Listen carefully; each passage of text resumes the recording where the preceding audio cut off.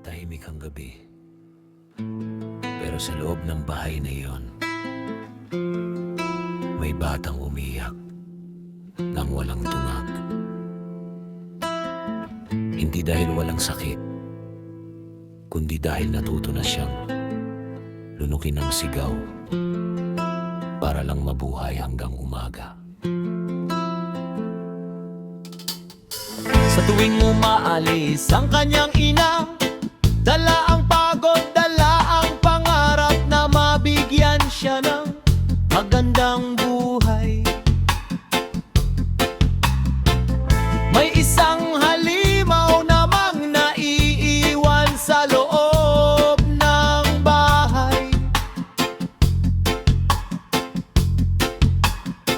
Hindi halimaw na may sungay, hindi halimaw na galing sa kwento, kundi halimaw na marunong ngumiti sa harap ng ina, pero marunong manakit kapag sila na lang dalawa.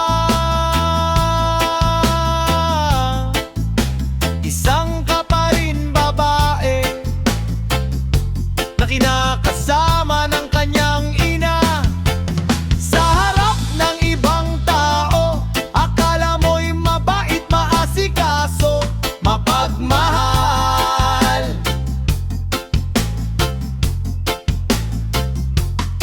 Pero kapag nagsara na ang pinto, doon nagsisimula ang bangungot ng musmos na batang walang laban. Isang maling iyak lang, sampal. Isang natapong tubig lang, suntok. Isang mabagal na kilos lang, kaladkad sa sahig. At bawat palo, bawat mura, bawat hampas ay tila gustong pumatay ng isang inosenteng bata. Mahinig ka. Sigaw ng taong dapat sana'y marunong umintindi. Pero paano tatahimik ang batang ang katawan ay puro pasa? Paano tatahimik kung bawat araw ay takot ang almusal? Kung bawat gabi yakap niya'y hindi unan, kundi pangambang baka hindi na siya magising kinabukasan. At ang pinakamasakit, kapag umuwi ang kanyang ina, pilit siyang umingiti. Kahit nanginig pa ang labi, kahit namamaga ang mata, kahit masakit humina. Dahil natatakot siya, takot na baka hindi paniwalaan, takot na baka siya pa ang masisi, takot na baka piliin ng kanyang ina ang tao na nakit kaysa sa sariling anak.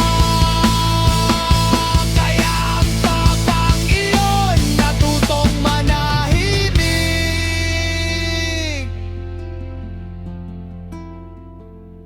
natutong magkubli ng sugat, natutong magsinungaling kapag tinatanong ng anak, anong nangyari?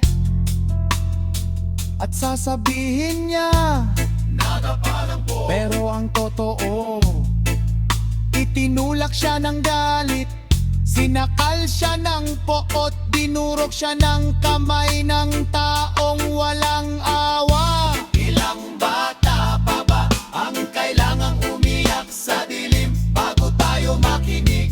Ilang pasa pa ba ang kailangang matakpan ng damit bago natin sabihing mali na? Dahil ang tahanan ay hindi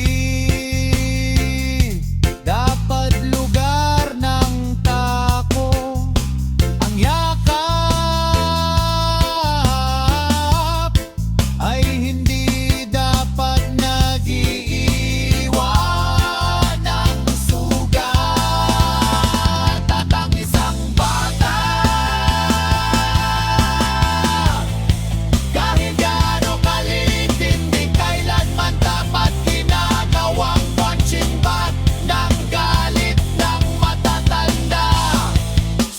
bawat batang tahimik, may kwentong gustong sumigaw.